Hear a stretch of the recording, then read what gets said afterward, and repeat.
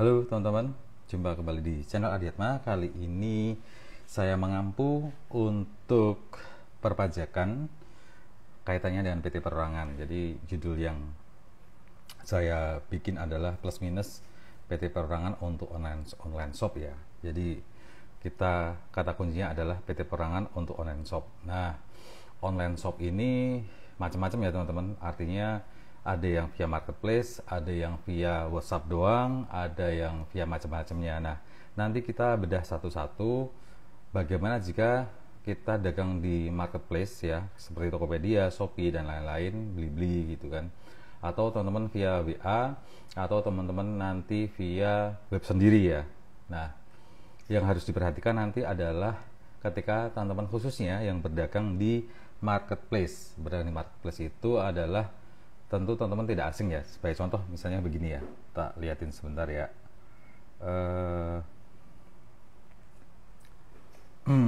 Ini ya, kalau di Tokopedia misalnya contoh iPhone gitu ya, itu kan ada counternya ya, ada terjual yang paling kiri itu terjual 2000, terjual 1000, 5, macam-macam lah. Itu sebagai contoh aja ya. Kalau di marketplace akan muncul yang namanya jumlah unit terjual. Nah, ini bahayanya, atau ini bukan bahaya, tetapi ini harus menjadi perhatian teman-teman ketika teman-teman jualan di marketplace ya. Sebab harus teman-teman ketahui juga yang namanya otoritas pajak itu juga sudah kerjasama dengan marketplace ini dalam rangka mereka mendapatkan data. Jadi nanti kalau teman-teman lihat persetujuan antara teman-teman dan Tokopedia itu ada klausul mengenai bahwa ketika mereka diminta data oleh otorita, dalam hal ini adalah Kementerian Keuangan atau Ditjen Pajak, maka mereka akan menyerahkan data itu. Nanti coba teman-teman cek di klausul perjanjian ketika teman-teman mendaftar sebagai toko ya di marketplace apapun lah ya di Indonesia. Nah, ini nanti yang harus jadi concern teman-teman, di mana di etalasenya teman-teman itu pasti ada yang namanya jumlah yang unit yang terjual. Saya nggak tahu apakah itu bisa di delete ataukah bisa di hidden ya. Tapi nanti kita bahas sesi yang berikutnya. Kita akan masuk dulu ke ranah umum yang namanya PT Perorangan. Jadi PT Perorangan ini memang dilahirkan oleh pemerintah melalui mekanisme Undang-Undang Cipta Kerja, kemudian dianulir lagi melalui beberapa perubahan, tetapi intinya adalah hari ini PT Perorangan ini diakui oleh pemerintah sebagai sebuah badan hukum ya. Ingat, ini badan hukum bukan badan usaha. Bedanya badan hukum dengan badan usaha apa? Badan hukum itu konteksnya adalah harta kekayaan pribadi dengan usaha kita itu sudah terpisah ya. Sedangkan badan usaha, contohnya CV, itu antara kekayaan kita dan kekayaan si badan tadi, si CV itu dia sifatnya masih berkumpul ya. Karena kata kunci memahami CV itu adalah kumpulan orang. Nah, kalau PT itu kumpulan modal ya. PT biasa atau PT yang listing itu adalah kumpulan modal. Nah, kalau PT Perorangan ini juga pada prinsipnya adalah kumpulan modal juga, cuman dia hanya bisa didirikan ya. Pertama aspeknya didirikan dulu oleh satu orang dan peruntukannya untuk orang tersebut ya. Jadi kepemilikannya tidak bisa berpindah. Beda cerita jika teman-teman memiliki PT biasa ya.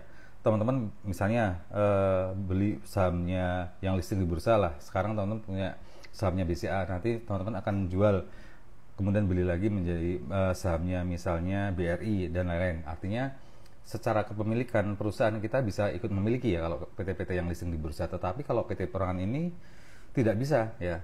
Kalau sama dengan PT Perorangan ya itu untuk saya. Saya tidak bisa menjual PT itu ke orang lain ya. Itu ketika di kondisi PT Perorangan. Nah, keuntungannya ketika badan ini adalah badan hukum itu apa? Keuntungan buat si pendiri ya. Artinya kalau saya mendirikan PT Perorangan dengan modal 100 juta, maka 100 juta itu sudah harus dipisahkan dengan kekayaan pribadi saya ya. Kemudian dengan modal 100 juta saya memulai usaha, saya mengembangkan, lama-lama dari modal 100 juta itu akhirnya kemudian memiliki aset 1 miliar ya. Kemudian perjalanan lagi, dan kemudian ada urusan utang piutang terpilotkan. Nah, kemudian posisi terakhir bahwa saya memiliki utang misalnya 1,5 M, ya sudah, yang akan habis oleh perusahaan yang akan habis hanya 1 M. Sisanya yang 500 juta kemana? Apakah akan masuk diambilkan dari harta pribadi saya? Oh tidak ya. Jadi enaknya badan hukum itu urusan keperdataan itu sudah terpisahkan dengan subjek pribadi kita ya. Jadi antara PT saya dan saya sendiri ini sudah terpisah ya. Kelebihannya adalah ketika teman-teman menghadapi peristiwa hukum perdata ya, perjanjian, kemudian utang piutang usaha ya, utang piutang usaha, tidak yang lain ya, harus utang piutang usaha yang kemudian berujung kepada kepalitan, maka itu teman-teman akan safe. Yang kedua, ketika kita sudah bisa memisahkan harta kekayaan pribadi dan harta perusahaan atau kekayaan perusahaan, maka kita bisa memonitor, kita bisa mengetahui perusahaan kita ini tumbuh apa tidak, atau malah anjlok, hancur, atau malah kemudian dia bisa bertumbuh atau dia stagnan. Nah, satu-satunya cara adalah ya harus dipisahkan antara kekayaan kita pribadi dan kekayaan perusahaan. Nah, mekanisme memisahkan ini nanti salah satunya akan diambil dari yang namanya laba ditahan ya. Laba ditahan nanti ketika diambil namanya prive. Cuman bedanya di PT perorangan dan PT biasa, kalau PT perorangan itu kalau ketika mengambil dividen itu harus menggunakan mekanisme RUPS, sedangkan kalau di PT perorangan tidak perlu mengambil mekanisme RUPS. Tinggal ketika dividen ini diambil, ada dua pilihan kemudian, diambil untuk kita konsumsi atau kita ambil untuk kita investasikan lagi. Kalau kita ambil untuk kita konsumsi, maka akan ada PPh dividen sebesar 10% ya, yang harus kita bayarkan. Tetapi kalau dividen ini kita ambil untuk kita investasikan, nanti kita wajib laporan di DJP online untuk bagian pelaporan investasi ya, minimal 3 tahun. Investasinya kemana? Investasinya itu bisa teman-teman tarik, terus kemudian teman-teman masukin lagi sebagai tambahan modal di PT Perorangan tadi. Misalnya awalnya modalnya cuma 100, kemudian usaha berkembang, kemudian narik 300 dari laba ditahan, kemudian ubah data di NIB, di Kemenkumhamnya ditambahkanlah modal 300, nanti tinggal dilaporkan di DJP online kita bahwa kita menambahkan investasi di PT Perorangan kita. Maka dengan kondisi itu, maka dividennya menjadi bebas pajak ya. Atau kita ambil dividen terus kita masukkan ke deposito himbara ya. Jadi tidak bisa semua bank. Jadi mengambilnya harus memasukkannya ke deposito himpunan bank yang miliknya negara. Ada bank BNI, BRI, Mandiri, dan lain sebagainya. Nah, atau teman-teman bisa belikan misalnya surat utang negara, SBR, ORI, sekian-sekian, boleh. Itu minimal di hold selama 3 tahun. Nah, artinya apa? Kalau pemilik PT Perorangan ini, kalau kemudian tidak mau membayar PPh dividen, maka harus sabar dulu selama 3 tahun. Artinya, tahun ini ngambil dividen, maka 3 tahun lagi baru bisa diambil. Besok, tahun depan kita ngambil lagi, kita masukkan lagi. Jadi hanya perlu proses puasa selama 3 tahun pertama tok. Habis itu setiap tahun teman-teman bisa ngambil deposito tadi, mencairkan deposito di tahun pertama ya, urut ya. Itu sudah menjadi bebas pajak dividen. Nah, itu mekanisme ketika kita mengambil kekayaan dari perusahaan atau PT peran kita. Nah, kaitannya apa sih ketika webinar ini, live IG ini saya bikin dengan judul online shop. Nah, sebenarnya saya ingin bahas ketika teman-teman ini masih menggunakan usaha orang pribadi ya. Usaha orang pribadi yang mana teman-teman memiliki NPWP itu tahun 2018 dan tahun sebelumnya ya. Artinya orang pribadi UMKM itu maksimal omsetnya adalah 4,8 miliar ya. Itu boleh menggunakan yang namanya PP 55, yaitu perhitungan pajaknya adalah omset dikalikan 0,5%. Ya, omset dikalikan 0,5%. Nah, itu selama berapa? Kalau orang pribadi selama 7 tahun. Jadi kalau teman-teman punya NPP tahun 2018 dan tahun sebelumnya, maka dihitung 18, 19, 20, 21, 22, 23, 24. Terakhir kali adalah tahun 2024. Sehingga pertanyaan adalah ketika teman-teman terobsesi, ya, ini kata kuncinya, ketika teman-teman terobsesi ingin selalu mencari pajak yang murah, maka yang ada hanyalah PT Perorangan ya, yang bisa teman-teman manfaatkan.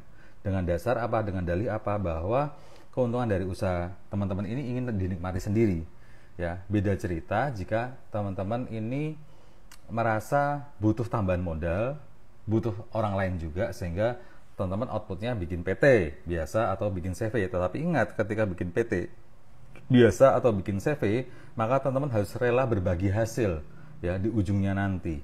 Harus rela berbagi hasil. Ya, bedanya cuma itu. PT Perorangan dengan yang lainnya, PT Perorangan itu hasilnya bisa dinikmati sendiri. Kalau CV atau PT, teman-teman harus berbagi dengan kolega atau dengan partnernya teman-teman. Itu saja ya utamanya. Jadi plus minusnya adalah, kalau bicara plusnya, yang pertama adalah hasil usaha dari PT Perorangan itu boleh teman-teman nikmati sendiri. Yang kedua adalah aspek keperdataan teman-teman terlindungi, atau harta kekayaan teman-teman secara pribadi akan terlindungi. Itu plusnya. Kembali ke teman-teman yang memiliki NPWP tahun 2018 dan sebelumnya, maka jatah insentif PPh murah, ya kita anggap PPh murah ya, itu hanya 7 tahun dan berakhir di tahun 2024. Next, untuk tahun 2025 bagaimana? Apakah saya masih bisa menggunakan insentif, ya kita sebut insentif PPh murah ini ya? Kalau melihat aturan per hari ini, maka teman-teman ya maksimal hanya di tahun 2024 ini yang UMKM orang pribadi ya. Dan lagian juga orang pribadi kan kemarin enak ya posisinya di tahun 2022 2023 itu teman-teman membayarkan pajaknya ketika omsetnya sudah melebihi 500 juta. Nah, apakah batasan 500 juta ini juga berlaku ketika teman-teman nanti punya PT Perorangan? Oh, tidak berlaku. Jadi ketika teman-teman sudah memiliki badan, maka tidak ada lagi tambahan insentif di mana ada batasan omset sebesar 500 juta itu yang kemudian membedakan antara orang pribadi dengan badan ya. Orang pribadi masih dapat diskon 500 juta pertama, jadi teman-teman akan membayarkan PPh-nya misalnya dalam 1 tahun omsetnya 600 juta, maka yang akan dikenai pajak hanyalah 600 dikurangi 500 juta, artinya tinggal 100 juta. 100 juta tinggal dikalikan 0,5% atau setahun hanya bayar 500 ribu ya. Itu sangat terjangkau ya. Sangat terjangkau. Istilah saya terjangkau. Kenapa teman-teman? Ya mulai dalam waktu dekat ini saya sendiri lebih senang kemudian mengedukasi begini. Teman-teman harus memiliki paradigma berpikir ya, tentang usaha, khususnya tentang pajak ini begini, bahwa tidak ada pajak yang benar-benar murah dan tidak ada pajak yang benar-benar mahal ya. Janganlah teman-teman terobsesi mencari pajak yang murah. Selalu terobsesi mencari pajak yang murah. Kalau teman-teman design thinkingnya, cara berpikirnya, atau obsesinya mencari pajak yang murah terus, nanti tanpa sadar teman-teman akan lalai, akan lupa melanggar beberapa aturan, yang mana akibatnya adalah di ujungnya nanti teman-teman akan membayar pajak jauh lebih banyak. Bisa jadi pokoknya lebih banyak, bisa juga nanti bunganya lebih besar, dendanya lebih besar. Jadi mendingan kita memiliki satu mindset yang itu kita tanamkan sejak sekarang dan kemudian berjalan, bahwa yang namanya pajak itu pada akhirnya pajak itu, besaran pajak yang kita bayar itu hanya kondisinya sewajarnya kok. Tidak ada pajak yang benar-benar murah dan benar-benar mahal. Kalau sekarang teman-teman sebagai UMKM orang pribadi tadi ya, sekarang bayar pajaknya anggaplah murah ya, 0,5% dikalikan omset, itu pun setelah tembus 500 juta, maka kemudian ketika teman-teman nanti sudah memiliki PT Perorangan tidak ada diskon-diskon lagi ya. Pajak yang kita anggap murah tadi 0,5% dari omset itu sifatnya terbatas, dibatasi oleh apa? Waktu. PT Perorangan bisa menggunakan tarif omset dikalikan 0,5% hanya 4 tahun. Kalau kurang dari 4 tahun, misalnya teman-teman omsetnya sudah melebihi 4,8 miliar, maka teman-teman juga sudah tidak bisa menggunakan skema insentif PPh namanya PP55 ini. Teman-teman harus menggunakan tarif pajak umum. Nah, kalau setiap hari atau keseringan teman-teman memiliki mindset, memiliki design thinking, memiliki obsesi untuk selalu membayar pajak yang murah ya, maka saya khawatirnya adalah ketika teman-teman nanti sudah berubah menjadi badan, maka perhitungan atau kewajiban pajaknya itu tidak serta-merta kita hanya sifatnya self assessment, kita hitung, bayar dan lapor sendiri. Ada kewajiban yang lain yang harus teman-teman pahami, bahwa ketika teman-teman ini memiliki sebuah badan hukum ataupun badan usaha, maka mulai ada kewajiban melakukan pemotongan pihak lain, lawan transaksi, terutama untuk transaksi yang berkaitan dengan jasa, baik itu jasa berkaitan dengan SDM, sumber daya manusia, ataupun jasa yang berkaitan dengan sewa, baik itu sewa tanah dan bangunan atau sewa non tanah dan bangunan, misalnya sewa peralatan, sewa mobil, itu teman-teman wajib melakukan pemotongan. Artinya selama teman-teman memiliki transaksi jasa, maka wajib melakukan pemotongan jika teman-teman sudah badan. Atau kita akan ada skenario yang lain, misalnya, Pak, saya tidak mau bikin PT Perorangan, saya nanti tetap akan menggunakan status orang pribadi saya. Kalaupun nanti 2024 tahun 2025 saya sudah tidak boleh menggunakan insentif PPh PP55 ini, maka saya akan menggunakan pribadi saya akan memilih menggunakan pembukuan. Oh ya, monggo, terserah ya, boleh-boleh saja. Teman-teman nanti akan setelah tahun 2024 akan dihadapkan pilihan, sementara ini ya menurut aturannya itu ada dua. Teman-teman akan memilih menggunakan pembukuan atau teman-teman akan memilih menggunakan norma. Nah, untuk yang norma kapan-kapan kita bahas. Kita fokus dulu ke ketika teman-teman nanti orang pribadi, teman-teman akan menganut prinsip tarif pasal 17, yang artinya teman-teman nanti akan membuat pembukuan pendapatan berapa, harga pokok penjualan berapa, ketemu laba kotor. Laba kotor dikurangi biaya-biaya usaha. Nah, ketemulah laba bersih. Nah, ketika teman-teman menggunakan skema orang pribadi tadi yang melakukan pembukuan, maka teman-teman masih dapat kemurahan pajak yang lain, yaitu namanya PTKP atau penghasilan tidak kena pajak. Jadi dari ketemu laba bersih tadi, teman-teman masih dikurangi dengan PTKP-nya. Nah, ketemulah nanti penghasilan kena pajak. Nah, penghasilan kena pajak ini nanti akan dikalikan 5 lapisan tarif. Ada 5%, 15, 25, 30, dan 35. Jadi, kelebihan ketika teman-teman nanti setelah tahun 2024 ini akan menggunakan pembukuan orang pribadi, maka plusnya adalah teman-teman akan mendapatkan skema PTKP ya, itu sebagai pengurang untuk menghasilkan penghasilan yang akan digunakan untuk menghitung pajak. Kemudian negatifnya adalah teman-teman nanti akan terasa membayar pajaknya bisa jadi agak lumayan tidak terjangkau karena tergantung ya skala laba bersihnya ya. Nanti ada bagian yang kena 5%, ada bagian yang kena 15%, 25, 30, 35, intinya teman-teman akan kena progresif. Negatif yang lainnya, kalau teman-teman hendak terus melakukan pembukuan orang pribadi mulai tahun 2025 nanti, maka teman-teman harus rela ketika nanti terdapat urusan kepailitan, urusan utang piutang usaha, piutang dagang, ada urusan pailit, maka harta pribadi kita akan ikut tertarik atau akan ikut keseret. Nah, itu adalah ketika teman-teman plus minusnya ketika teman-teman nanti melanjutkan usaha ini menggunakan orang pribadi ya, setelah lepas dari namanya PP55 atau pajak yang tadi 0,5% kalikan omset. Nah, ketika teman-teman nanti misalnya mau menggunakan norma ya, saya tidak tahu tarif normanya berapa, maka sama juga dari yang namanya omset dikalikan angka norma, ketemulah penghasilan yang akan dihitung menggunakan pajak. Tetapi teman-teman harus dikurangi lagi dulu dengan PTKP. Setelah dikurangi PTKP, baru nanti teman-teman akan menghitung menggunakan skema 5 lapisan tadi. Nah, urusan orang pribadi kita sudah selesai. Kita fokus lagi balik ke PT Perorangan. Nah, ketika PT Perorangan nanti, jika teman-teman omsetnya masih di bawah 4,8 selama 4 tahun ke depan ya, itu maka teman-teman selama 4 tahun itu masih menggunakan PP55, yaitu omset dikalikan 0,5%.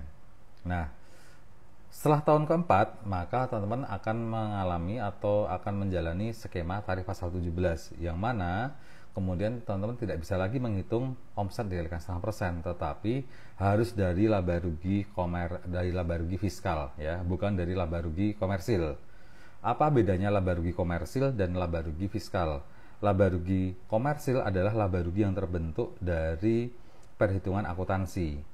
Kalau laba rugi fiskal adalah laba rugi yang terbentuk dari peristiwa laba rugi komersial, kemudian dilakukan penyesuaian apakah nanti ada koreksi fiskal positif atau koreksi fiskal negatif, sehingga ketemulah laba rugi fiskal.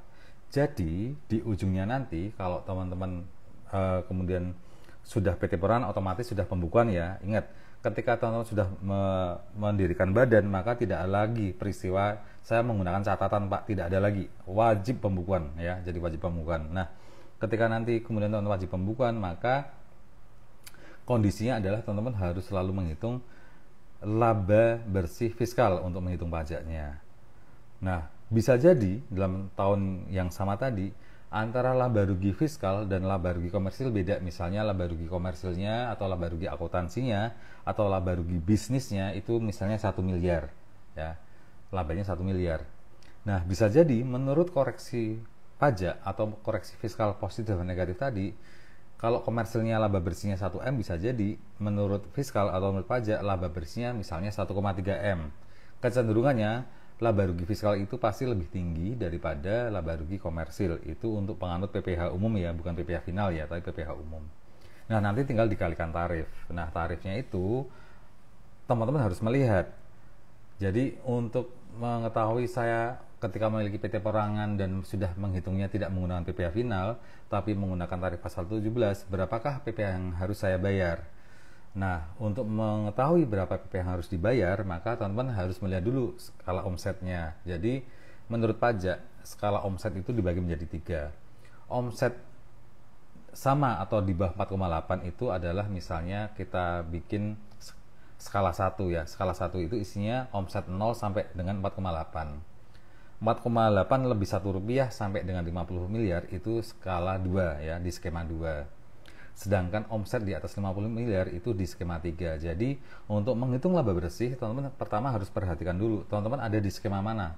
Apakah skema omset 1, skema omset 2, atau skema omset 3? Dari situ baru muncul turunannya. Artinya, kalau skema 1, maka dari laba bersih fiskal tadi, teman-teman tinggal dikalikan 22%, ya, single tarif. Ketika teman-teman nanti ada di skema 2, artinya omsetnya teman-teman di atas 4,8 dan kurang dari 50 miliar, maka nanti cara menghitungnya menggunakan 2 lapisan. Ada bagian yang dapat diskon dan bagian tidak kena diskon. Ya rata-rata jatuhnya di angka 18-20% lah. Ya, itu pajak yang akan dibayar. Nah, kalau teman-teman omsetnya sudah di atas 50 miliar atau masuk dalam skema 3, maka laba bersih fiskalnya nanti langsung dikalikan 22%. Tidak ada program diskon lagi. Nah, itu adalah cara menghitung secara umum perpajakannya nanti ke depan. Nah, kembali ke pembahasan tadi mengenai cara berpikir kita selaku pengusaha. Kenapa saya tekankan bahwa nggak perlu kita mencari pajak yang paling murah. Pajak itu pada akhirnya adalah jatah rezeki kita yang memang harus kita berikan kepada negara. Karena menggunakan mekanisme perhitungan yang sangat jelas. Pajak itu kembali lagi, dia sifatnya hanya konsekuensi daripada sebuah transaksi. Pajak itu adalah konsekuensi dari sebuah pemilihan badan usaha atau badan hukum yang kita pilih. Jadi sangat tergantung dengan pilihan-pilihan kita dalam memilih bentuk usaha atau bentuk badan hukum yang sesuai dengan kita. Nah, kembali juga saya tekankan bahwa ketika teman-teman memilih badan usaha ataupun badan hukum juga jangan sok-sokan juga posisinya, dalam artian teman-teman harus memiliki argumentasi yang kuat. Kenapa memilih PT Perorangan? Kenapa memilih PT biasa? Dan kenapa memilih CV? Coba teman-teman nanti pikirkan design thinking ini dengan kebutuhan teman-teman sendiri. Pertama, harus teman-teman pikirkan apakah nanti kalau saya memiliki hasil usaha itu mau saya bagi ke orang lain atau ingin saya nikmati sendirian. Kalau ingin dinikmati sendirian, maka PT Perorangan menjadi pilihan yang tepat. Yang kedua, misalnya saya ingin membangun usaha itu tidak hanya saya sendiri yang menikmati, tetapi selain tidak saya yang menikmati, pada akhirnya saya memang butuh modal tambahan untuk mengembangkan usaha. Maka pilihannya adalah ya sudah bikin PT, karena dengan memilih PT biasa maka peluang pengembangan modal, ya kita mau nyari modal sebesar apapun sangat mungkin di PT biasa. Sedangkan kalau teman-teman tidak ingin berkembang yang sangat pesat, CV itu pilihan yang moderat, mau pilihan yang cukup. Cuman tidak semua usaha itu bisa menggunakan CV, ya. Tidak semua usaha bisa menggunakan CV. Ada kondisi-kondisi tertentu di mana teman-teman tidak bisa menggunakan CV. Contoh misalnya teman-teman ikut lelang, ikut tender, maka harus PT. Jadi memilih bentuk usaha itu sangat tricky. Apa yang saya sampaikan ini sifatnya umum ya, sifatnya kaidah umum. Bisa jadi kebutuhan teman-teman itu sangat spesifik, sangat custom ya. Sama halnya begini teman-teman. Teman-teman membayangkan kebutuhan perpajakan teman-teman, kewajiban perpajakan teman-teman itu seperti halnya ketika teman-teman melihat sidik jari antar kita sebagai manusia. Antar satu orang dengan orang yang lain itu sidik jarinya pasti beda.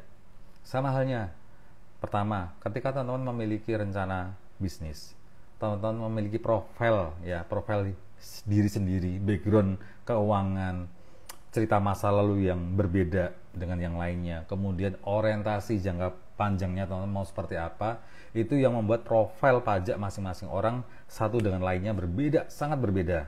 Jadi kalau teman-teman belajar pajak dari satu sumber terus langsung diaplikasikan, saran saya jangan begitu. cari berbagai macam sumber. Tetapi pada intinya bahwa ketika kita bicara pajak itu sangat customize, sangat tergantung dengan siapa Anda, apa usaha Anda, apa pilihan bentuk badan usaha Anda.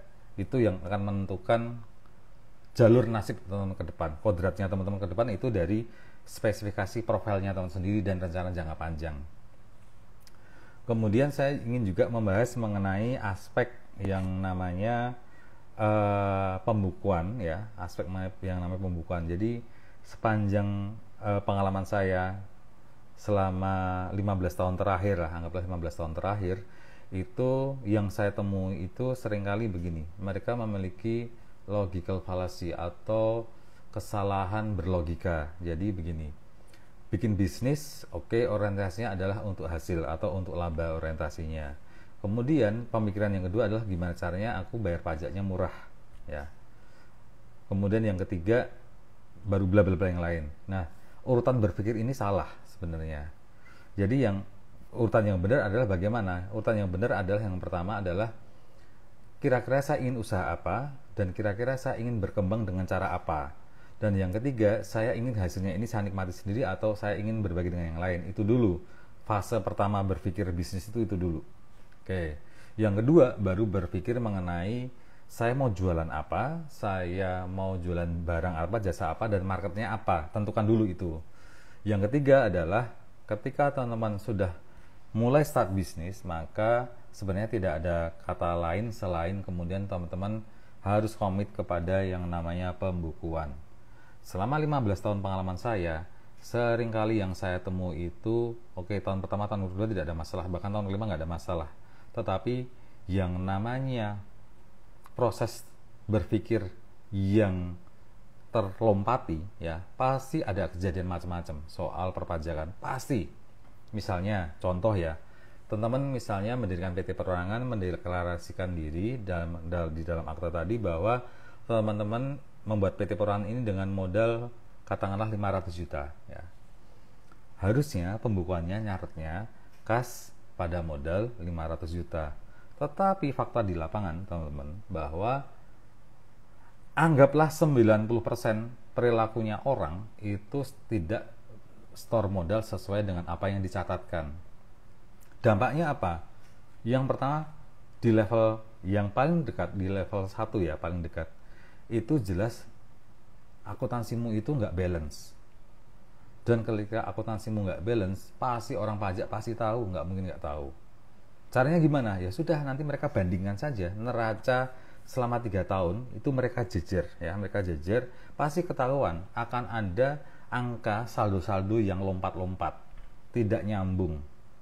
Nah, berarti ada unsur di mana teman-teman melakukan satu indikasi penggelapan atau kemudian satu indikasi teman-teman menyembunyikan harta yang harusnya tadi store modal 500 juta, secara akte tertulis 500 juta, tetapi faktanya teman-teman hanya menyetorkan 200 juta, berarti ada 300 jutanya kemana?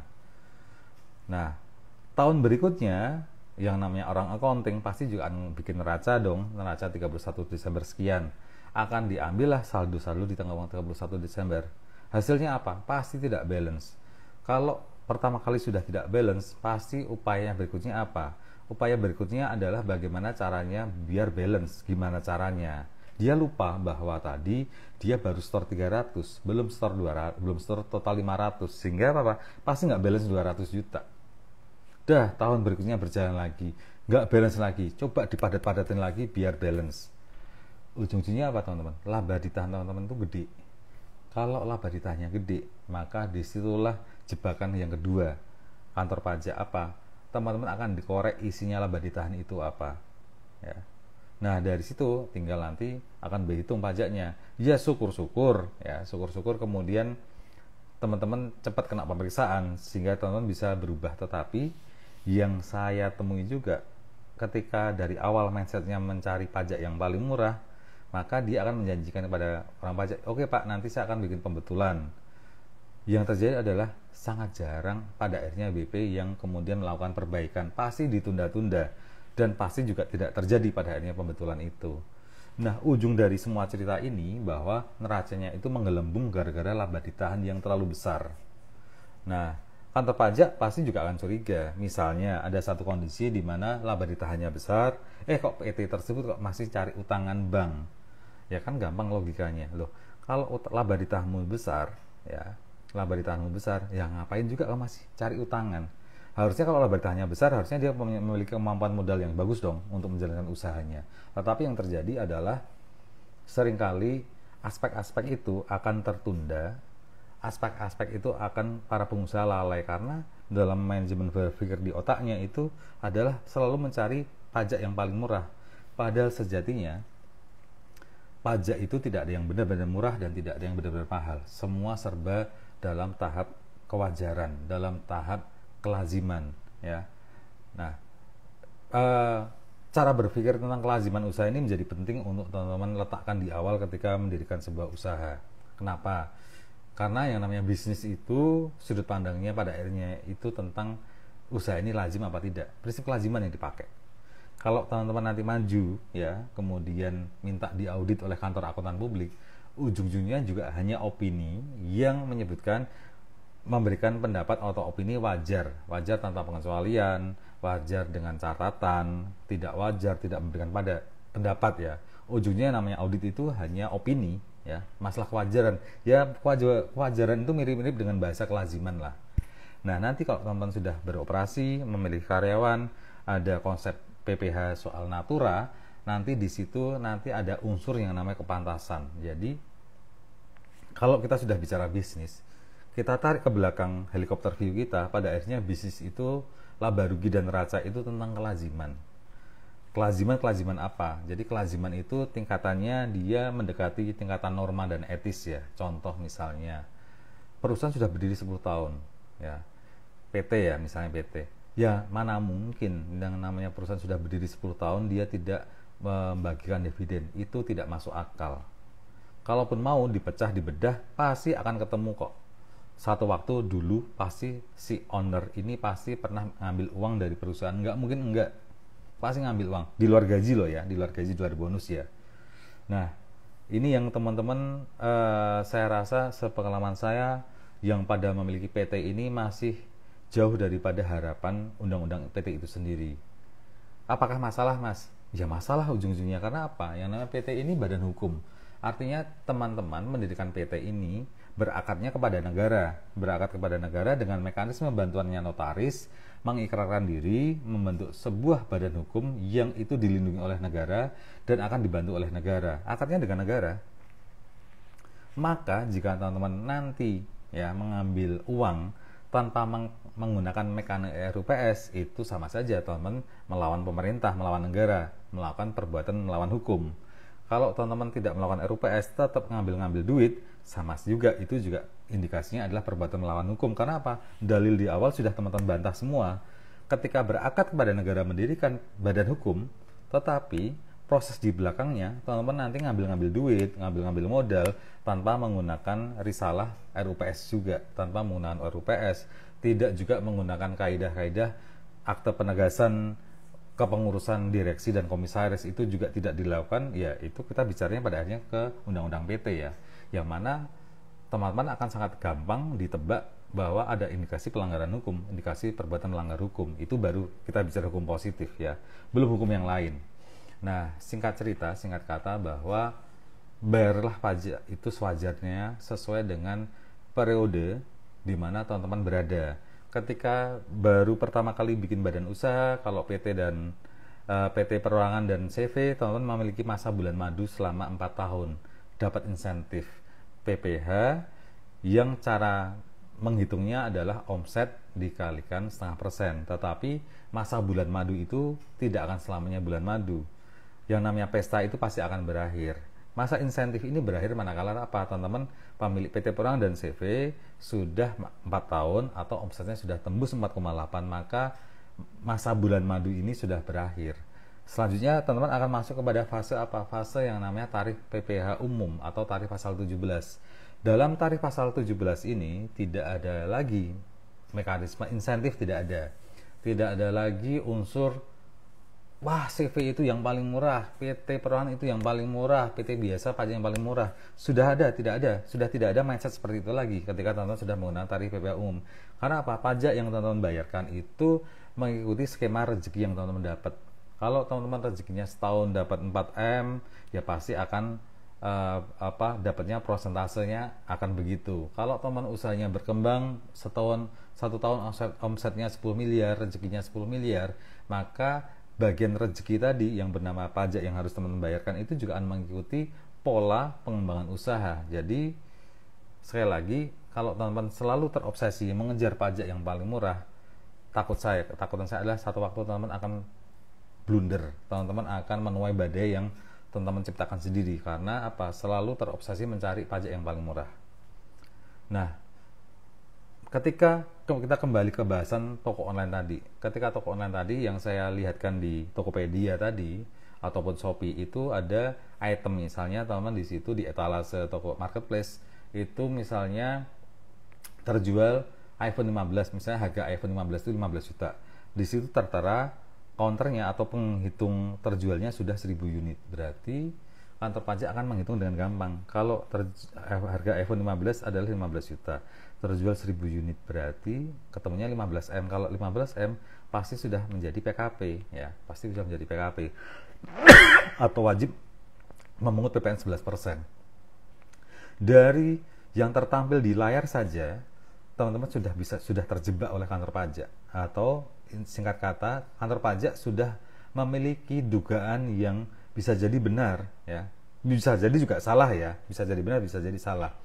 Dengan tadi kantor pajak memiliki data yang sifatnya vulgar, ya, tanpa mereka meminta data ke kantornya Shopee, Tokopedia, mereka hanya menerawang sajalah dari etalase website ajalah. Oh, iPhone ini di toko A terjual 1000 unit, di toko B terjual 2000 unit, di toko C terjual 3000 unit. Ya sudah, mereka tinggal gampangnya, mereka tinggal berakting menjadi seorang pembeli. Pak, saya mau beli iPhone-nya, misalnya di toko A, ya. Ini alamat tokonya mana, Pak? Ya, saya mau beli langsung, saya pengen ngecek, karena kalau saya nggak ngecek langsung saya nggak puas. Oh iya Pak, alamat kita ada di sini. Ya sudahlah. Misalnya di toko A tadi terjual iPhone 15, ya, sebesar 1000 unit, udah 15M, berarti udah wajib PKP. Ya sudah, bisa langsung kantor pajak mendatangi hal seperti itu sangat mungkin, ya. Artinya teman-teman mau menyembunyikan omset sudah tidak bisa. Jadi kalau teman-teman ini aktif berdagang online shop, ya, di marketplace, itu peluang untuk kemudian menjadi wajib pajak yang taat itu sudah tidak bisa terhindarkan lagi. Mau nggak mau, kalau teman-teman sudah di marketplace, mau nggak mau harus comply, harus kemudian ikut aturannya pajak, ya.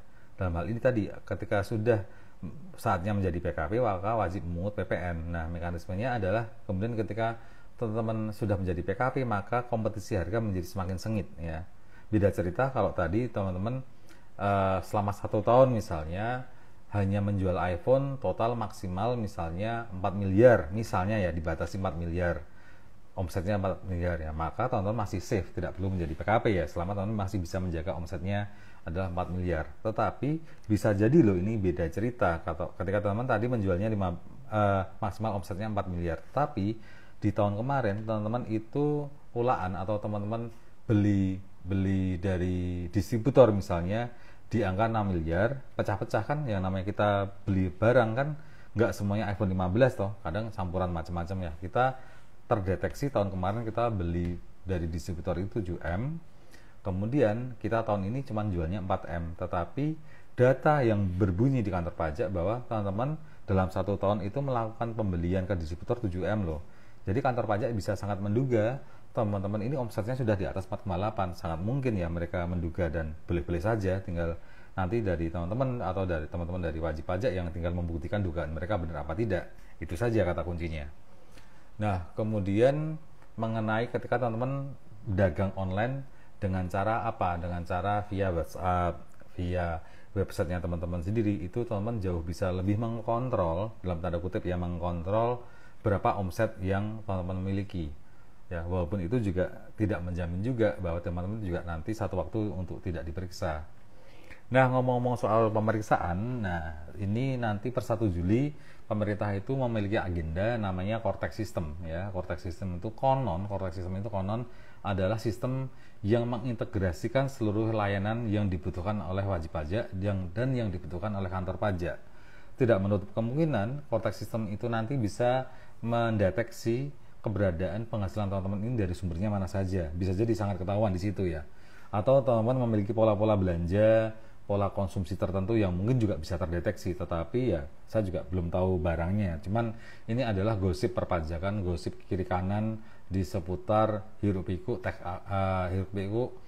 implementasi Cortex System yang tinggal berapa bulan lagi ya, paling tinggal sebulan lagi lah kampanye.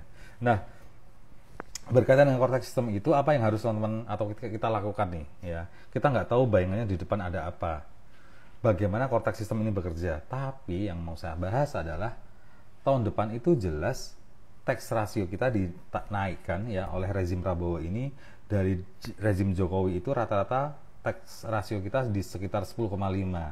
Kalau nggak salah ya, nanti rezimnya Prabowo itu di angka 12, sekian, 1 atau berapa lah, koma kecil lah, koma tipis lah.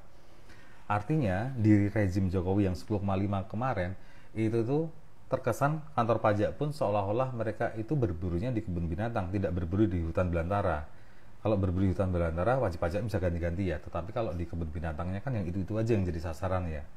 Nah, dengan kemudian ada implementasi Cortex System di 1 Juli, plus ditambah dengan tax ratio yang dinaikkan menjadi 12% lebih tadi, maka target perpajakan itu akan mengalami ekstensifikasi, baik secara target rupiah pendapatan penerimaan negara ataupun secara pertumbuhan NPWP yang aktif ya.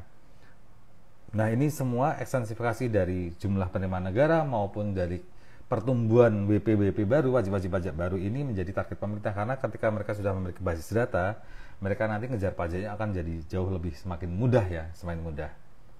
Nah, kembali ke aspek tadi ya, aspek teman-teman yang kemudian ketika teman-teman nanti berdagang online, kira-kira pajak saya aman atau tidak, omset saya sebenarnya udah sekian, saya penghasilan setahun sekian, saya sebenarnya harusnya sudah menjadi PKP, tapi saya kali ini belum mendaftarkan sebagai PKP. Ini baiknya gimana ya Pak? Atau kemudian baiknya saya ini cocok nggak ya pakai PT perorangan, atau saya nanti cocoknya PT biasa atau CV ya. Nah, ketika teman-teman mengalami kebimbangan seperti itu, mengalami kecemasan, mengalami satu hal yang bingung dengan arah pajak di masa depan, arah rencana bisnis teman-teman sendiri, silakan teman-teman diskusi ya dengan kami. Bisa klik link di bio WhatsApp kami, kita jadwalkan diskusi, kita bedah yuk kebutuhan teman-teman itu seperti apa, atau kita bedah yuk sebenarnya kondisi teman-teman itu seperti apa, atau kita bedah sebenarnya yang dicari teman-teman itu, yang dibutuhkan oleh teman-teman itu bentuknya begini loh. Nah, untuk merumuskan itu butuh yang namanya diskusi dua arah, dan mungkin sangat panjang diskusinya sampai nanti bisa ketemu titik intinya itu teman-teman baiknya menggunakan model bisnis yang seperti apa, dengan bentuk badan hukum dan usaha yang seperti apa, itu baru nanti bisa kita simpulkan ketika kita sudah diskusi ya. Kalau yang saya sampaikan ini sangat umum, tapi kembali ke teori sidik jari tadi, bahwa sidik jari masing-masing orang berbeda-beda.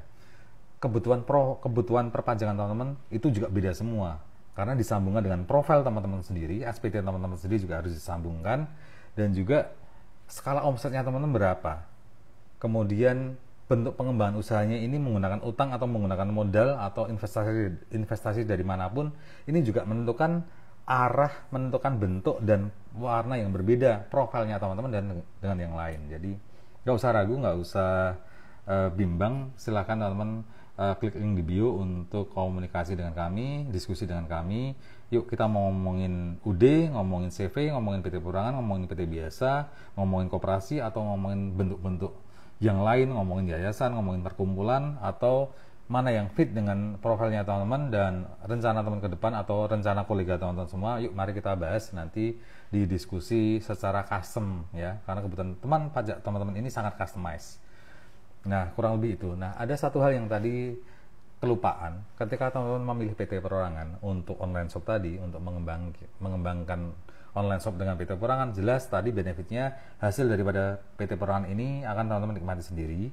Yang kedua, benefitnya adalah teman-teman akan sudah terpisah harta kekayaan pribadi dan kekayaan perusahaan, termasuk seluruh kewajibannya ya. Kewajiban pribadi juga tidak bisa bercampur dengan kewajiban badan, dan termasuk juga sisi ekuitasnya ya, itu juga tidak bisa bercampur. Jadi relatif untuk urusan perdata PT Perorangan ini sangat aman. Nah, kemudian ketika teman-teman ini, saya referensinya dari Kemenkumham ya. Jadi ketika teman-teman omsetnya 2 miliar, itu teman-teman bisa dengan modalnya cukup 1 miliar. Tapi jika omsetnya sudah melebihi 2 miliar ya, maksimal 15 miliar, maka teman-teman harus tambah modal lagi. Itu masalahnya. Saya nggak tahu ini plus minusnya PT ya, PT Perorangan atau apa ya menyebutnya, tetapi ada semacam kelemahan atau ketidakpantas atau tidak cocok lah. Ketika teman-teman omsetnya sudah melebihi 2 miliar, maka teman-teman harus nambah modal ya.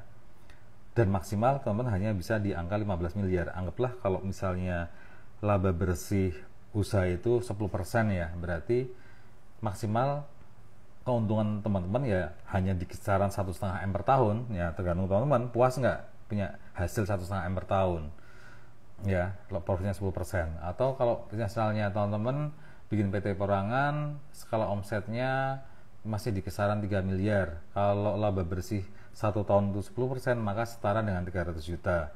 300 juta itu teman-teman puas apa enggak? Ya kembali ini tentang bagaimana teman-teman memiliki kebutuhan, teman-teman juga memiliki profil dan resiko, yuk dicocokkan dengan rencana teman-teman ke depan ya. Nah, kalau kemudian saya bayangkan ketika teman-teman ini berkembang, omsetnya kemudian ada kebutuhan penambahan modal juga ya. Ketika teman-teman misalnya anggaplah laba bersihnya omsetnya 2 miliar, anggaplah laba bersihnya itu 10%, yang artinya 200 juta. Kalau teman-teman diwajibkan memiliki modal di atas 1 miliar, maka ketika laba bersih per tahun itu adalah 200 juta, maka teman-teman perlu membutuhkan waktu 5 tahun untuk bisa menambah modal. Nah, ini yang seolah-olah aturan ini memang tidak masuk akal sebenarnya di PT Perorangan. Bugs-nya di sini ya. Kalau saya bilang bugs itu, bugs-nya di situ. Kalau teman-teman omsetnya sudah melebihi 2 miliar, maka teman-teman wajib menambahkan modalnya di angka 2 miliar. Itu masalahnya. Jadi ada kewajiban keharusan store modal yang bertambah. Nah, modal itu dapat dari mana ya? Modal itu didapatkan dari pemupukan laba bersih per tahun kan ya. Tadi ilustrasinya, kalau setahun omsetnya 2 miliar, maka laba bersihnya 200 juta. Kalau kita diharuskan menambah modal minim-minimnya 1 miliar, maka butuh waktu 5 tahun. Jadi selama 5 tahun itu teman-teman tidak bisa menikmati jerih payah keringat teman-teman. Ini yang secara rasio ini kayaknya aneh dan kayaknya ngebugs ini secara hitungan. Tapi ya itulah, pemerintah menggunakan caranya sendiri dalam hal melahirkan PT Perorangan ya. Kita juga karena sudah menjadi produk hukum, ketetapan hukum, ya sudah kita ikuti saja aturannya. Nah, yang berikutnya adalah plus minusnya ya ketika teman-teman bikin PT Perorangan. Pertama, jelas ketika sudah menjadi bentuk badan, maka teman-teman wajib menyelenggarakan yang namanya pembukuan, tidak boleh lagi pencatatan. Dan yang kedua, karena PT Perorangan sehingga teman-teman tidak memiliki sisi pengawas atau komisaris, maka komisaris ini digantikan oleh pemerintah dengan wujud teman-teman harus bikin laporan PT Perorangan itu setahun 2 kali atau tiap 6 bulan. Nah, kurang lebih secara umum ketika teman-teman mau bikin PT Perorangan dengan tujuan untuk pengembangan online shop, maka ilustrasinya seperti itu. Ya, pertama teman-teman itu etalasenya ada apa enggak? Etalasenya online juga apa enggak? Misalnya etalase online tadi contohnya preview di Tokopedia ya. Tokopedia teman-teman punya etalase di situ.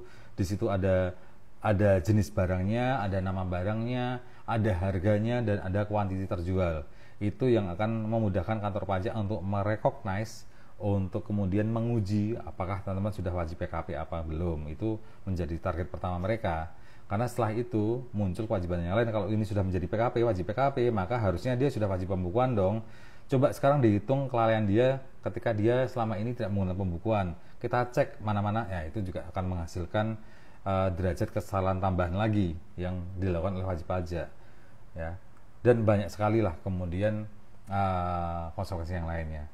Ketika teman-teman memiliki online shop ini hanya via WhatsApp saja, via Instagram, itu relatively omset teman-teman tidak begitu ketahuan lah ya, tidak begitu ketahuan. Tetapi baik lagi, omsetnya teman-teman mau ketahuan atau tidak, terus sobat mau ngapain gitu loh. Dalam artian kembali tadi, paradigma yang harus teman-teman miliki adalah begini, tidak ada pajak yang benar-benar murah dan tidak ada pajak yang benar-benar mahal. Semua adalah konsekuensi logis daripada sebuah transaksi. Kita tidak bisa menghindar, kita tidak bisa bersembunyi dari konsekuensi logis itu ya. Jadi pajak itu intinya, pajak itu bukan barang goib di mana kemudian ada aspek-aspek, ada harapan, ada hal-hal yang sifatnya mukjizat yang akan terjadi di laporan pajak teman-teman ya. Kemudian teman-teman menjadi kebal ya, kebal pajak dan lain, nggak ada ceritanya itu. Pajak itu perkara konsekuensi logis saja ya, kita nggak bisa menghindar. Tetapi kita bisa melakukan perencanaan pajak dengan efektif dan efisien. Nah, kalau teman-teman bingung bagaimana mengukur pajak yang efektif dan efisien, maka klik link di bio WhatsApp kami, diskusilah dengan kami sesuai dengan profilnya teman-teman ya. Kita atur, kita coba tata, kalau omset sekian, maka pajak yang harus dibayar berapa? Omset sekian, laba sekian, kalau saya PT, CV, yang lain kira-kira berapa? Bagaimana previewnya? Bagaimana perhitungannya? Dan bagaimana perpajakannya saya bisa efektif dan efisien? Nah, saya kasih tahu teman-teman, kalau bicara pajak, ngomongin efektif itu ngomongin tentang berapakah PPh yang seharusnya terutang ya. Itu berarti bicaranya berapa omsetnya dan berapa laba bersih fiskal kita. Nah, bicara efisiensi adalah efisiensi itu letaknya apa?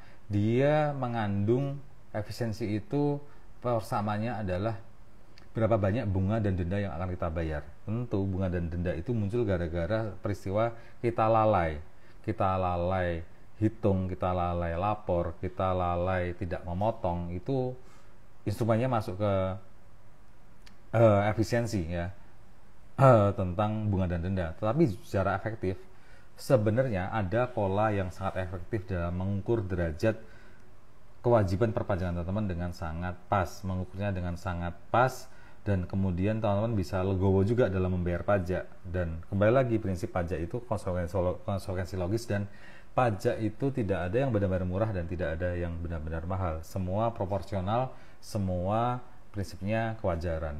Nah, kurang lebih itu teman-teman yang bisa saya sampaikan berkaitan dengan pajak online dan PT Perorangan ini. Kita lihat ada pertanyaan apa ya, tadi sepertinya ada beberapa teman-teman yang sudah tanya. Handianto izin bertanya, Pak, bagaimana perlakuannya juga online shopnya via website buatan sendiri? Nah, oke, kalau online shop buatan sendiri nanti teman-teman akan kelacaknya pasti dari rekening pribadi ya. Atau ketika online shop ini teman-teman menggunakan rekeningnya perusahaan. Nah, kalau rekening perusahaan jelas tadi kembali ya, prinsip kalau perusahaan itu wajib pembukuan otomatis harus memiliki rekening yang terpisah dengan rekening pribadi. Nah, kalau kemudian usahanya masih pribadi, maka teman-teman bisa jadi potensinya kalau tadi jualnya marketplace ada angka penghitungnya ya, berapa sudah terjual. Kalau website buatan sendiri mungkin teman-teman bisa hide jumlah yang laku berapa, mungkin bisa teman-teman hide. Tetapi ada satu yang teman-teman jangan sampai lupa, teman-teman ini kan ketika dagang online kan pasti ada kondisi, ada aktivitas teman-teman membeli barang dagangannya dulu kan, katakanlah dari distributor. Nah, distributor itu pasti mencatatkan atau membuatkan faktur pajak berapakah angka pembelian saudara ya. Misalnya dari tahun ke tahun, ketika pembelian teman-teman itu masih di angka 2M, 3M masih is oke ya.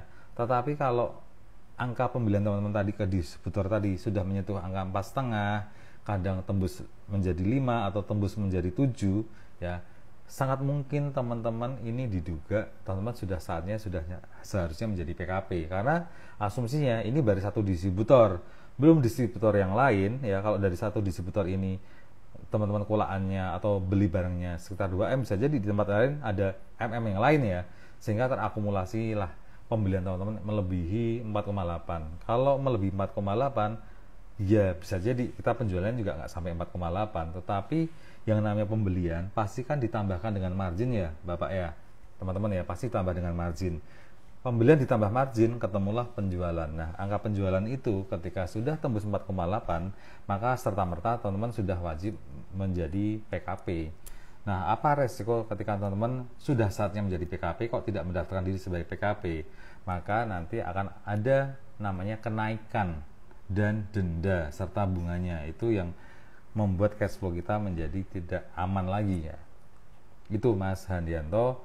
Jadi kembali, websitenya ini buatan sendiri. Oke, pertanyaan berikutnya adalah ada nggak alat penghitung jumlah terjual di situ? Itu perhatiin. Kalau ada, maka kantor pajak tinggal mengalihkan item dengan harga jual ya dengan jumlah terjual.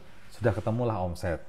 Kalau teman-teman hide, maka kantor pajak masih bisa mengaksesnya melalui siapa? Distributor teman-teman semua ya, karena teman-teman pasti terindikasikan membeli dari mereka. Yang namanya distributor itu hampir mayoritas pasti PKP ya, yang wajib memungut PPN. Nah, database mereka sudah akurat. Yang namanya distributor, kembali lagi, distributor pasti membeli barang dari pabrikan.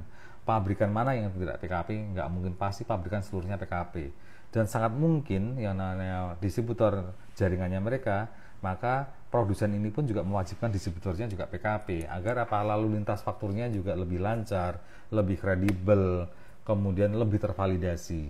Nah, terlepas dari distributor ke agen itu, ketika agennya belum PKP ya bisa jadi tetap dilayani, tetapi harapan distributor juga si agen juga PKP juga, karena apa? Agar dalam satu rantai distribusi barang tadi PPN-nya lancar, kemudian cash flow-nya lancar semua. Jadi tidak ada hambatan lah. Seperti halnya siklus darah itu tidak ada hambatan darah untuk melaju ke arteri maupun vena ya. Jadi nggak ada ini lagi lah.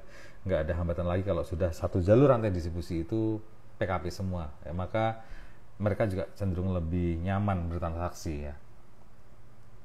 Kemudian ada lagi pertanyaan,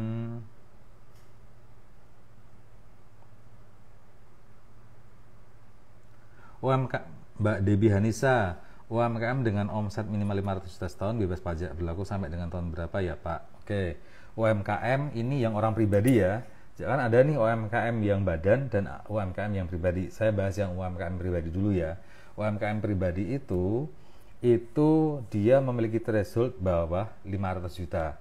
Ya, itu mulai dari tahun 2022, 2023, 2024. Kalau 2025 saya nggak tahu karena memang belum ada aturannya.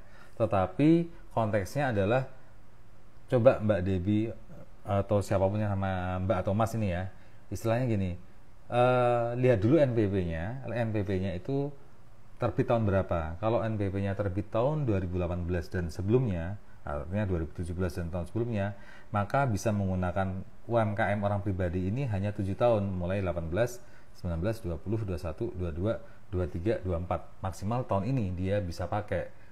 Kalau pemilik UMKM ini adalah memiliki NPWP tahun 2019, maka dia masih bisa pakai tahun 2025. Pemiliknya memiliki NPWP tahun 2020, maka dia masih bisa pakai di tahun 2026. Begitu terus. Jadi ada kondisi 7 tahun. Tapi ingat, batasnya cuma 7 tahun ya, per mulai tanggal dia mendapatkan NPWP. Tahun di mana dia mendapatkan NPWP, mulai dari tahun itu dihitungnya. Kemudian ada lagi, Mbak Patrice, temanku dari Medan ini. Mas Dim, bagaimana tanggapan terkait pengalihan pajak PT melalui asuransi yang kemudian dianggap menjadi perhitungan beban perusahaan? Terkait pengalihan pajak, maksudnya pengalihan pajak yang seperti apa ya? Pengalihan pajak PT melalui asuransi yang kemudian dianggap menjadi perhitungan beban perusahaan. Aku belum mendapat poinnya ini Mbak Patrice nih. Bagaimana tanggapan terkait pengalihan pajak PT melalui asuransi yang kemudian dianggap menjadi perhitungan beban perusahaan? Maksudnya ini karyawan yang diberikan asuransi gitu ya, diberikan fasilitas asuransi swasta ya, bukan BPJS ya. Kalau kondisinya si karyawan ini diberikan fasilitas asuransi, maka kembali posisinya adalah begini. Melihat peristiwanya, melihat konteksnya, jadi begini, ketika kemudian dia membayar premi dan premi itu yang nanggung perusahaan, maka buat si orang yang mendapat asuransi ini berarti dia dapat tunjangan PPh, kurang lebih begitu ya. Dia dapat tunjangan PPh, Mungkin kan dia berprestasi, dia dapat fasilitas asuransi. Nah, fasilitas asuransi ini dibayar oleh perusahaan. Oke, karena dibayar oleh perusahaan, maka akan dianggap sebagai tunjangan oleh si karyawan. Jadi, kata kuncinya adalah buat si penerima sebagai tunjangan PPh, tetapi buat si perusahaan ini biayanya hanya boleh diakui secara komersil, tapi tidak bisa diakui kondisinya untuk fiskal. Kalau nggak salah begitu nanti skemanya, ya. Itu nanti mungkin kita ketemu sambil nyoto nih Mbak Maitris ya, di Soto Dalbe. Saya masih belum dapat poin utamanya di mana, karena harus tahu nature-nya ini pengalihan asuransi ini pengalihan melalui PT, tapi untuk orang pribadi, untuk pribadi siapa, untuk karyawan atau untuk siapa, ini yang kita discuss ya, karena ujung-ujungnya nanti menjadi beban perusahaan ya. Nanti kita bahas. Oke, Mbak Rizka, halo juga. Oke, Mbak Patris, salam hormat, salam untuk Pak suami.